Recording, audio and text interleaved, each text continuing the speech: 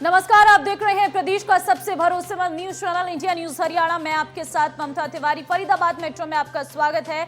आपको दिखाते हैं फरीदाबाद की हर तमाम बड़ी खबर और आपसे सरोकार रखने वाली खबर।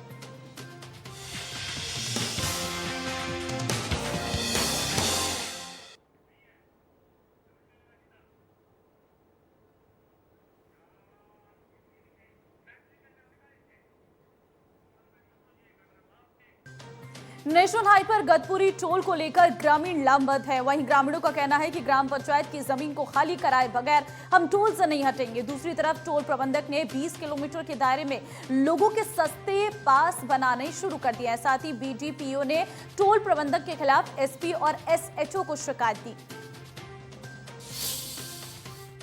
गतपुरी टोल को लेकर जहां टोल कर्मियों ने लोगों के महीने के पास बनाने शुरू कर दिए हैं और टोल को जल्द शुरू करने की बात कही जा रही है, तो वहीं दूसरी तरफ आप देख सकते हैं कि गतपुरी टोल पर लगातार जो है धरने में लोग बढ़ते जा रहे हैं और यहाँ पर तमाम जो व्यवस्थाएं हैं जो यहाँ पर प्रदर्शन कर रहे हैं उनके लिए की गई है। और आप देख सकते हैं कि जो ग्रामीण क्षेत्र के बुजुर्ग हैं वो लगातार यहाँ पर अपना जो है धरना लगाकर बैठे हैं और 24 घंटे ये धरना जो है इनकी तरफ से चलाया जा रहा है। इनका साफ तौर पर कहना है कि किसी भी हालात में इस टोल को चलने नहीं दिया जाएगा, क्योंकि गतपुरी गांव की ज़मीन है 4 एकड़, उस पर इन्होंने अवैध कब्जा किया है। कल भी कोशिश की गई और ज़्यादा अवैध कब्जा करने की। ये बिल्डिंग मैं आपको दिखा दूं, इसको लेकर तुरंत यहाँ पर जो है पुलिस बुलाई गई और बीडीओ द्वारा इसकी शिकायत भी पुलिस को दी गई है टोल कर्मियों के खिलाफ। क्या कहना है इनका, अभी इनसे हम जान लेते हैं। सौरभ जी, क्या मानते हैं? देखिए, आज 5 दिन से लगातार दोनों ज़िले के पलवल और फरीदाबाद के ये सेंटर प्लेस है और इस टोल से दोनों ज़िला प्रभावित हो रहा है। नहीं, कल क्या वाक़या हुआ? कल वहीं आ रहा हूँ मैं आपको। और लगातार ये चल रहा है, आंदोलन हमारा चल रहा है लगातार 24 घंटे। कल तो महिलाओं का भी पूरा जत्था यहाँ आया और अब भी कल भी फिर महिलाएं का जत्था चलता रहेगा एक दिन छोड़कर। कल ये हुआ कि लगातार वहाँ पर ये इंक्रोचमेंट करने जा रहे थे, जो इन्होंने पहले स्ट्रक्चर खड़ा कर लिया, उसके अलावा इन्होंने अपने मिस्त्री लगा करके और इस पर कब्जा दूसरी तरीक़ा से और बढ़ाना चाह रहे थे। तो जो ही हमें पता चला तो हमारे किसान कुछ गए वहाँ पर। उन्होंने कहा, भाई तुम किस तरह यहाँ पर चुनाई क्यों कर रहे हो, तुम इसमें निर्माण क्यों कैसे करोगे, तुम ये ज़मीन हमारी है। तो उसमें गतपुरी के जो पंच वहाँ गए और उन्होंने अपनी शिकायत फिर वीडियो को दी और वीडियो ने लिख करके जो है ना पुलिस में कंप्लेंट करके भेज दी गई है। और आज तक फिर वहाँ से पुलिस आई है, पुलिस का एसएचओ साथ ले करके पुलिस गई है और उन्होंने वो काम बंद करवा दिया। अब उसके बाद आज हम पता करेंगे जो कंप्लेंट जो वीडियो के थ्रू गई है, जो पंचायत की ज़मीन होती है उसमें 4। दूसरी तरफ टोल जो अधिकारी हैं वो लोगों के पास बना रहे हैं, महीने के जो पास बनते हैं वो जल्द शुरू करने की बात करें। आपकी रणनीति क्या रहेगी? नहीं, देखिए, हमारी रणनीति बढ़िया। ये 9 बूथ है हमारा। इस 9 बूथ का ये तमाम जो सारी ज़मीन है ये गतपुरी गांव की है और गतपुरी गांव ने पूरे दोनों ज़िले की पंचायत के सामने अपनी परेशानी पेश की है कि हमारी ज़मीन को छुड़वाया जाए। तो इलाके ने कह दिया, इलाका तुम्हारे साथ रहेगा भाई, जब तक तुम्हारी ज़मीन को नहीं छोड़ा जाएगा तब तक इलाका तुम्हारे साथ इस लड़ाई में शामिल रहेगा। और वो लड़ाई बाकायदा आज जारी है। हमारी सबसे पहली तो डिमांड ये है जी, एक तो टोल टैक्स गैर कानूनी है।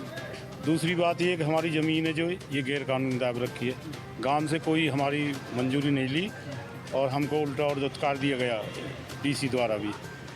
हम भी इनके साथ हैं, भाई हैं, रिश्तेदार हैं और जैसे इनकी ज़मीन अवैध रूप से अपना रखी है, कब्जा रखी है, तो जब तक ये नहीं छूटेगी, जब तक इनका फैसला नहीं होगा तब हम भी इनके साथ अड़े रहेंगे, जब चाहे साल हो जाए कुछ भी हो जाए। तो साफ तौर पर आप देख सकते हैं कि तमाम जो लोग हैं वो लगातार अड़े हुए बैठे हैं और उनका कहना है कि जब तक ज़मीन को खाली नहीं किया जाएगा तब तक किसी भी सूरत में वो यहाँ से हटने वाले नहीं है। लेकिन दूसरी तरफ टोल के जो अधिकारी हैं वो लोगों के पास बना रहे हैं। 315 रुपये महीने का पास, यहाँ से 20 किलोमीटर का एरिया है जो उन लोगों के वो पास बनाए जाएंगे ताकि उनको कोई दिक्कत ना हो। देखना होगा कि अब कब तक ये टोल शुरू हो पाता है या फिर धरना इसी प्रकार चलता रहेगा। पृथला से इंडिया न्यूज़ के लिए राजेंद्र दहिया। और चलिए आगे बढ़ते हैं। तेगांव से बीजेपी विधायक राजेश नागर ने रेड क्रॉस सोसाइटी के द्वारा माप जांच शिविर समारोह का रिबन काटकर शुभारंभ किया। इस मौके पर हरियाणा महिला आयोग की चेयरपर्सन रेणु भाटिया भी मौजूद रही। इस शिविर के अंतर्गत वरिष्ठ नागरिकों और दिव्यांगों के सरल जीवन यापन, चलने फिरने और सुनने में सहयोग करने वाले उपकरणों का वितरण किया गया। इस शिविर में करीब सैकड़ों लाभार्थियों ने इसका फायदा उठाया। इस मौके पर विधायक राजेश नागर ने केंद्र सरकार, रेड क्रॉस सोसाइटी और सहायक संस्थानों का आभार व्यक्त किया, जो इस तरह के मेगा कैंपों का आयोजन आए दिन करते रहते हैं। जो ये जांच शिविर हमारे केंद्र सरकार की तरफ से, हमारे फरीदाबाद रेड क्रॉस की तरफ से, हमारे प्रशासन की तरफ से और हमारे जो यहाँ के जय किशन वर्मा है जिन्होंने यहाँ ये अपनी जगह दी वृंदावन गार्डन, उनकी तरफ से, राजस्थान एसोसिएशन की तरफ से ये जो जांच शिविर लगाया गया है। इसमें अब तक बहुत सारे हमारे कई गाँव के लोग भी आ रहे हैं और हमारे गाँव अकेला ये गाँव हरियाणा का सबसे बड़ा गाँव है और 30 से ज़्यादा लोग अभी तक आ चुके हैं जिनकी जांच हो चुकी है, रजिस्ट्रेशन हो चुका है और शाम तक 100 से ज़्यादा लोग यहाँ पर आकर रजिस्ट्रेशन और इसका लाभ उठा सकें। मोटराइज ट्राईसाइकिल हाथों के लिए, कोई अगर किसी का हाथ नहीं है उसके लिए हाथ, पैर, कान की मशीन और जो भी अभी आँखों की भी जांच चल रही है उसके लिए आँखों की जांच के बाद चश्मे की कोई अगर अवस्था जो जरूरत है तो वो भी मिलेगा और कई और अन्य जिस तरह की भी जिसको जरूरत है वो मिलती है। ये पूरे फरीदाबाद में इस तरह के कैंप लगेंगे। फिर एक मेगा कैंप सेक्टर 12 में लगेगा जब सारे लोग जो जितने हमारे यहाँ के फरीदाबाद डिस्ट्रिक्ट के लोगों को जो जरूरत पड़ेगी उनको एक मेगा कैंप सेक्टर 12 में लगाएंगे। देखिए, सबसे पहले मैं बधाई दूंगी ये शिविर ऑर्गेनाइज करने वालों को और केंद्र सरकार को, जिनका ये बहुत बढ़िया थीम है, क्योंकि जो लोग बुजुर्ग हैं उनको इस तरह का सहयोग बहुत मुश्किल से मिलता है और वो जहाँ पर भी जाते हैं उनको धक्के खाने पड़ते हैं। एक स्थान पर हर विधानसभा में इस तरह से शिविर लगाने में, जैसे अभी राजेश नागर जी की विधानसभा तिगांव में लगा ये शिविर, ये एक ऐसा शिविर जिसमें वो लोग सारे आ गए जिनको ज़रूरत है और जो रजिस्ट्रेशन की प्रक्रिया है वो बड़ी ट्रांसपेरेंट और बहुत तरीके से है। 2-3 महीने के बाद जो भी उनको आवश्यकता है वो उनको मिल जाएगा। तो ये मुझे लगता है सक्सेसफुल शिविर है। रेड क्रॉस सोसाइटी के जो हमारे सेक्रेटरी हैं विकास जी, वो बहुत दिल से मेहनत करते हैं और बहुत लगन से काम करते हैं। मैं उनको बहुत बहुत बधाई दूंगी। यहाँ पर काम करने वाले और अन्य कार्यकर्ता MP सिंह जी हैं, मेरे साथ विमल खंडेलवाल है, ये सभी लोग जो समाज के लिए आगे बढ़ने को, समाज को मजबूत करने की प्रक्रिया में लगे हैं, मैं इन सभी को बधाई देती हूँ। और इस तरह के जांच शिविर लगते रहने चाहिए, सरकार की तरफ से भी, रेड क्रॉस की तरफ से भी, और जैसे इन्होंने बताया कि राजस्थान एसोसिएशन भी इन्वॉल्व है, तो ये बहुत बड़ी बात है कि एसोसिएशंस इन्वॉल्व होती हैं सरकार के साथ। तो मुझे लगता है ट्रैक बहुत ईजी हो जाता है। जो हमारे द्वारा ये कार्यक्रम किया जा रहा है, मैं उसका पूरे कार्यक्रम का संयोजक हूँ और आपको बताते हुए बड़ा हर्ष हो रहा है कि हमारे जिला उपायुक्त महोदय के मार्गदर्शन के अंदर, हमारे रेड क्रॉस सचिव के दिशा निर्देश के अनुसार हम पूरे फरीदाबाद के अंदर अलग अलग विधानसभाओं के अंदर ये कैंप का आयोजन कर रहे हैं और हमारा उद्देश्य बड़ा स्पष्ट है कि भाई ज़्यादा से ज़्यादा हम लोगों को इस चीज़ को लाभान्वित करवा सकें। और अब कल जो हमारा कैंप लगेगा वो डबुआ में लगेगा, 28 और 29 को राजस्थान एसोसिएशन के अंदर लगेगा और जब इसका हमारा 10,000 का डाटा पूरा हो जाएगा तो सेक्टर 12 के अंदर इसका वितरण किया जाएगा। पूरे लोगों को किसी भी प्रकार से दिक्कत ना हो, इसीलिए इसका जाँच माप शिविर का ये आयोजन किया गया। दिल्ली मुंबई एक्सप्रेसवे का निर्माण कार्य जोरों पर है, लेकिन इससे जहां लोगों को फायदा होगा तो वहीं दूसरी तरफ करीब 17 गांव में रेनीवेल परियोजना के तहत जाने वाले पानी की सप्लाई नहीं पहुंच पाई है, जिसको लेकर पब्लिक हेल्थ के अधिकारियों ने लिखित में NHI के अधिकारियों को शिकायत भी दी है, लेकिन उसके बाद भी अभी तक पानी की पाइपलाइन को दुरुस्त नहीं किया गया। वहीं दूसरी तरफ भीषण गर्मी में पानी की किल्लत लोग झेल रहे हैं। दिल्ली मुंबई एक्सप्रेस वे बनने से जहां हज़ारों लोगों को, लाखों लोगों को इसका फ़ायदा होगा, क्योंकि सफ़र है जो वो काफ़ी सुगम हो जाएगा, लेकिन इसके दूसरी तरफ अगर देखें तो ये करीब 1 दर्जन से ज़्यादा गांवों के लिए मुसीबत का सबब भी बना हुआ है, क्योंकि यहाँ से एक रेनीवेल की पानी की पाइपलाइन जो है यहाँ से जा रही थी, लेकिन वो इस निर्माण कार्य के दौरान वो तोड़ दी गई। आप देख सकते हैं कि जो निर्माण कार्य यहाँ पर चले हुए हैं तो उसके दौरान यहाँ पर वो पानी की लाइन जो है टूटी हुई पड़ी है, लेकिन अभी तक भी उस लाइन को जोड़ा नहीं गया है। उसकी टेस्टिंग होनी थी गाँवों में। अब तक वो सप्लाई पानी की जो शुरू हो जानी थी, लेकिन इसी के कारण वो सप्लाई जो है लेट हो गई है। इसको लेकर जो अधिकारी हैं और ग्रामीण हैं, उन्होंने कई बार शिकायतें भी की हैं, लेकिन अभी तक भी वो पानी की पाइपलाइन यहाँ पर दुरुस्त नहीं की गई है। और जिसका नतीजा ये है कि करीब 18 गांवों में, भनकपुर में जो बूस्टर है वहाँ पर ये रैनीवेल का पाइपलाइन जाना था और वो बूस्टर से 17 गांवों को यहाँ से उस पानी की सप्लाई होनी थी, लेकिन वो बाधित पड़ी है। तो कहीं ना कहीं NHIA का एक लापरवाही पूर्ण भरा रवैया यहाँ पर देखने को मिला है। शिकायत करने के बावजूद भी NHIA के अधिकारी जो है इस पर संज्ञान नहीं ले रहे हैं। देखना होगा कि कब तक इस लाइन को अब ठीक किया जाता है और कब तक ग्रामीणों को रैनीवेल पानी की सप्लाई मिल पाती है। पृथला से इंडिया न्यूज़ के लिए राजेंद्र दहिया। हाईवे निकल रहा है वहाँ से बॉम्बे वाला, वहाँ पे हमारी मेन लाइन तोड़ दी है, जिसकी वजह से जो हमारा IBS भनकपुर है और दूसरे जो बूस्टर्स हैं वहाँ पानी नहीं पहुँच रहा। थोड़ी दिक्कत आ रही है लोगों को। और जो कंपनी वहाँ बना रही है, उनके प्रोजेक्ट मैनेजर मेरे SDO साहब ने, मेरे एक्शन साहब ने भी फ़ोन पे बात करी है। मैं भी उनके ऑफिस, वहाँ हाजीपुर है उनका ऑफिस, वहाँ भी गया हूँ। और वो बस 1-2 दिन का नाम लेते हैं कि 2 दिन में कर देंगे, 3 दिन में कर देंगे। तो उसकी वजह से आगे सप्लाई में बाधा आ रही है। वहाँ पे अप्रॉक्सी 17-18 गांव ऐसे हैं जो प्रॉब्लम क्रिएट हो रही है। देखिए, पानी की बहुत भारी किल्लत है। जब से पंचायती राज के गांव के सरपंच का कार्यकाल ख़त्म हुआ, जब से पानी की बहुत ज़्यादा दिक्कत आ रही है। और दूसरी बात, पानी की समस्या हमारे रैनीवेल से ख़त्म होगी, लेकिन रैनीवेल बहुत ही लेट होता जा रहा है काम इसमें। अभी तक गाँव में पानी की लाइन भी नहीं पूरी तरीके से डाली गई है। लाइन भी तोड़ गई है, जिसकी वजह से पानी का टेस्टिंग का जो काम होना था वो भी अधूरा रह गया। अभी तक पानी की बूस्टर तक पानी भी नहीं पहुँच पाया है। सर, पानी की गाँव में बहुत ज़्यादा परेशानी है। रैनीवेल का पानी आना था, उसकी वजह से भी सर हम बहुत ज़्यादा परेशान हैं। पूरा गांव प्राइवेट टैंकरों से पानी ले रहा है। गांव में डेली 20 से 30 हज़ार का पानी आता है। मोल खरीद के पीते हैं? हाँ, मोल खरीद के पानी पीते हैं। वो भी सादा पानी आता है सर, दूसरे गांव से मंगाते हैं। तो रैनीवेल का पानी जो क्यों नहीं आ पा रहा है? सर, रैनीवेल के पानी की सर ये लाइन टूटी हुई है, ये कहते हैं कि लाइन टूटी हुई है। हमारे गांव में पानी की समस्या तो शुरू से ही रही है, क्योंकि गांव का जो हमारा पानी का जल स्तर है वो खारी है, इसलिए पानी की समस्या शुरू से रही है।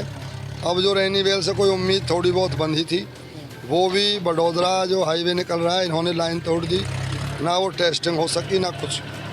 गांव में अंदर जो है अभी तक जो है पानी की लाइन नहीं पड़ी पूरी। कुछ हिस्से में जो लाइन डाली थी, जहाँ तक JCB गई उसमें लाइन डाल दी गई, वहाँ कनेक्शन हो रहे हैं, लेकिन बाकी हिस्से में कहीं लाइन भी नहीं है। अभी बहुत सी जगह ऐसी है जहाँ लाइन नहीं है। पानी की सप्लाई बंद है। वो सप्लाई रैनीवेल वाली अभी आई नहीं रही यहाँ।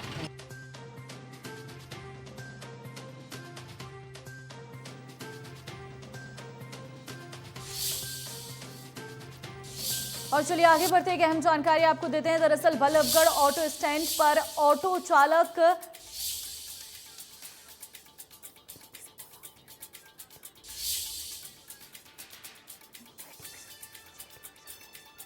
तो फिलहाल इस वक्त एक बड़ी खबर निकलकर सामने आ रही है। आज की बैठक में सिंबल को लेकर नहीं हुआ कोई फैसला। 3 सदस्यीय कमेटी लेगी सिंबल पर चुनाव लड़ने का फैसला। तो फिलहाल आपको बताते हैं, विवेक बंसल, भूपेंद्र हुड्डा और उदय भान कमेटी में है।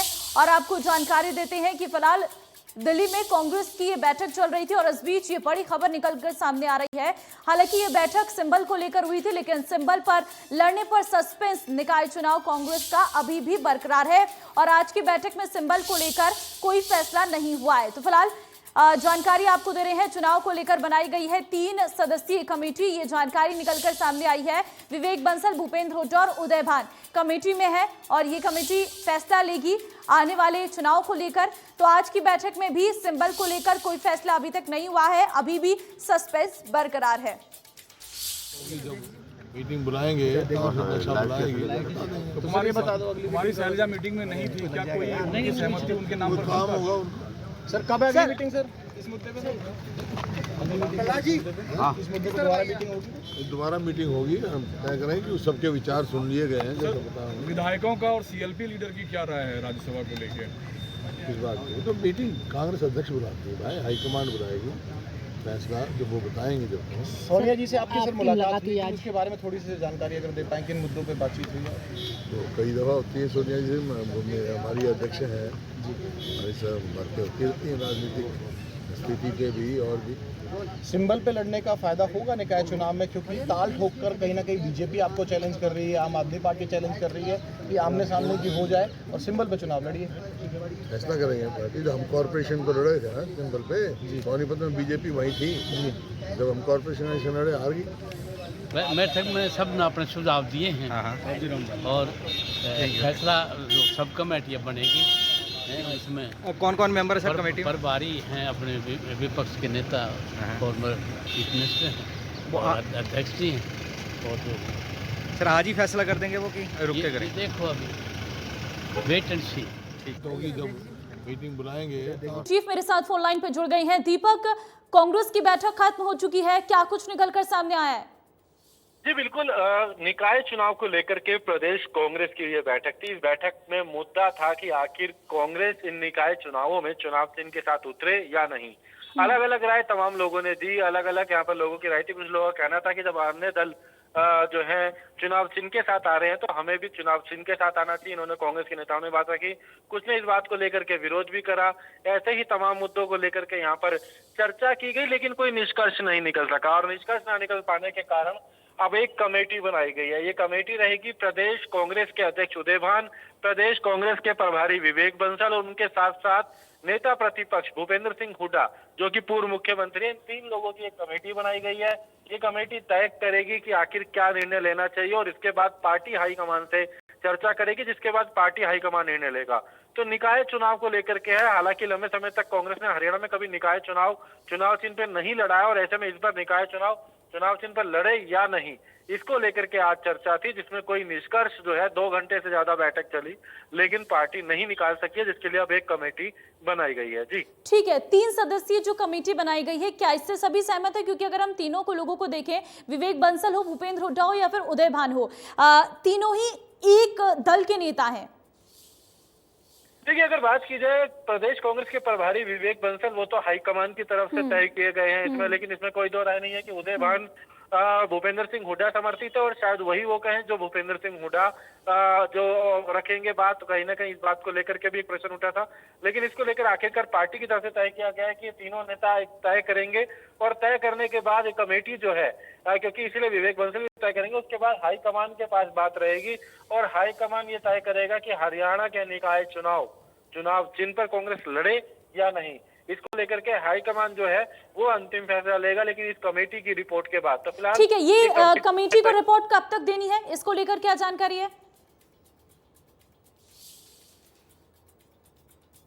लोग हैं तो इसको लेकर के इनका कहना है कि ये जल्द एक बैठक बुलाएंगे। उम्मीद ये है कि कल इसको लेकर के ये बैठक, कल या परसों बैठक करेंगे और उस बैठक में ये तीनों लोग चर्चा करेंगे। हालांकि अभी ये भी तय नहीं है कि AICC में होगी या भूपेंद्र सिंह हुड्डा के आवाज पे करेंगे, लेकिन जल्द इसको लेकर एक बैठक की जाएगी और उसी में ही ये फैसला लिया जाएगा। लेकिन उससे पहले इनका कहना है कि कुछ और लोगों से भी राय लेना अभी बाकी है, तब तक उनसे भी इस मामले पर राय ली जाएगी। ठीक है दीपक, आज उस बैठक में कई लोग मौजूद भी नहीं थे, जिसमें कुलदीप शर्मा और कुमारी शैलजा की अगर बात करें तो हम कुलदीप बिश्नोई की अगर बात करें तो कुलदीप बिश्नोई जो कि कांग्रेस के विधायक हैं, कुलदीप बिश्नोई जो कि पार्टी से निराश चल रहे हैं, प्रदेश अध्यक्ष ना बनाए जाने को लेकर के और लगातार बगावत कर रहे हैं, तो कुलदीप बिश्नोई आज इस बैठक में नहीं पहुंचे। उनके साथ साथ प्रदेश कांग्रेस की पूर्व में अध्यक्ष रही कुमारी शैलजा भी आज इस बैठक में नहीं आई है। हालांकि उन्होंने स्वास्थ्य का हवाला यहाँ पर दिया है कि इसके चलते वो नहीं आ सकी हैं, लेकिन दोनों नेताओं का ना आना ही कई दिनों से चर्चा भी थी कि वो नाराज है और आज पार्टी की बैठक में ना तो कुमारी शैलजा आई हैं और ना ही कुलदीप बिश्नोई आए हैं।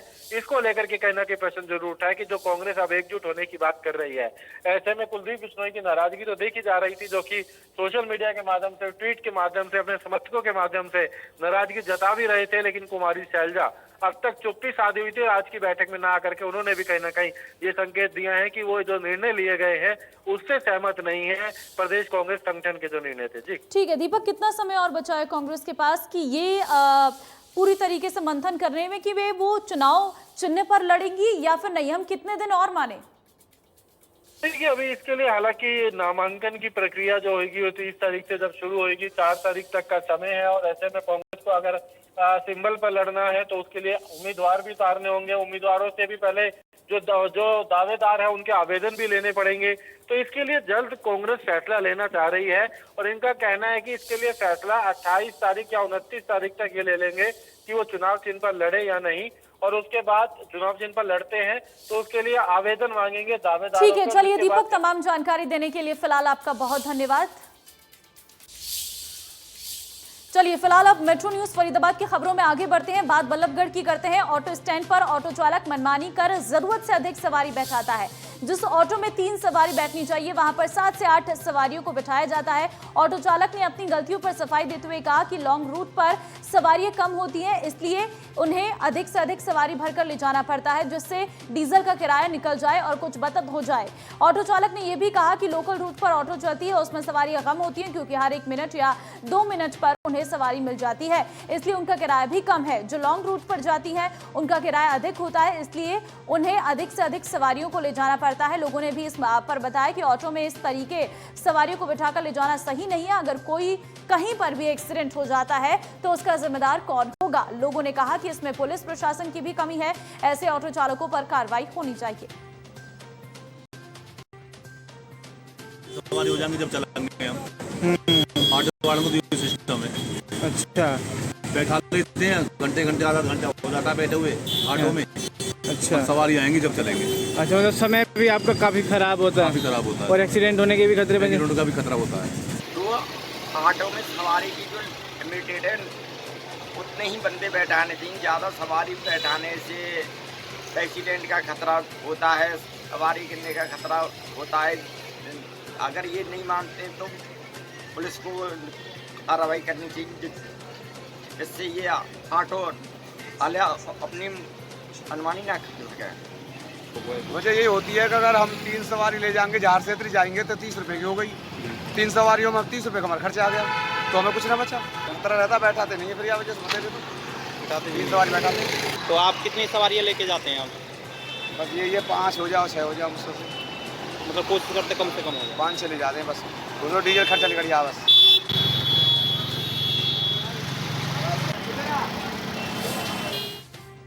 ओखला से गायब हुई एक मंदबुद्धि बच्ची को फरीदाबाद पुलिस ने उसके परिजनों से मिलाया है। सोशल मीडिया के माध्यम से परिजनों को ढूंढने में आसानी हुई। आपको बता दें कि ओखला गांव से एक मंदबुद्धि बच्ची अपने घर से निकल गई, जिसके बाद में घूमती हुई फरीदाबाद के ग्रीनफील्ड इलाके में पहुंची, जहां पर हरियाणा पुलिस के कांस्टेबल ने उसे देख लिया और उसने अपने साथ उसको लेकर पूछताछ की, लेकिन बच्ची कुछ भी नहीं बता पाई। जिसके बाद उन्होंने उसका वीडियो सोशल मीडिया पर डाला और परिजनों तक जा पहुंचा वो वीडियो, जिसके बाद परिजनों ने पुलिस से संपर्क किया और फरीदाबाद पुलिस ने बच्ची को परिजनों के हवाले किया। ये एक मंदबुद्धि बच्ची है जो 22 तारीख को ओखला से लापता हुई थी। इंदिरा नगर ओखला की रहने वाली है, वहाँ से लापता हो गई थी और 23 तारीख को ये घूमते हुए फरीदाबाद ग्रीनफील्ड इलाके में पहुँच गई थी। वहाँ हमारी टीम ने और जिला पुलिस ने इसको रेस्क्यू करके उसमें छोड़ा, ये CWC माध्यम से SOS में छोड़ा, जहाँ हमने कल जाकर के बच्ची की काउंसलिंग की। बच्ची कुछ बोल नहीं पा रही थी, तो उसकी 1 मिनट की वीडियो बना करके हमने सोशल मीडिया के माध्यम से बच्ची को ग्रुपों में डाला और जिससे इसके परिवार का हमारे पास फोन आया कि ये बच्ची हमारी है, तो हमने इसके परिवारजन को आज बुलाया है और CWC के माध्यम से बच्ची को परिवार के हैंडओवर कर दिया है। चलिए, मेट्रो न्यूज फरीदाबाद में फिलहाल के लिए बस इतना ही। बाकी अन्य खबरों के लिए आप बने रहिए इंडिया न्यूज हरियाणा के साथ। नमस्कार।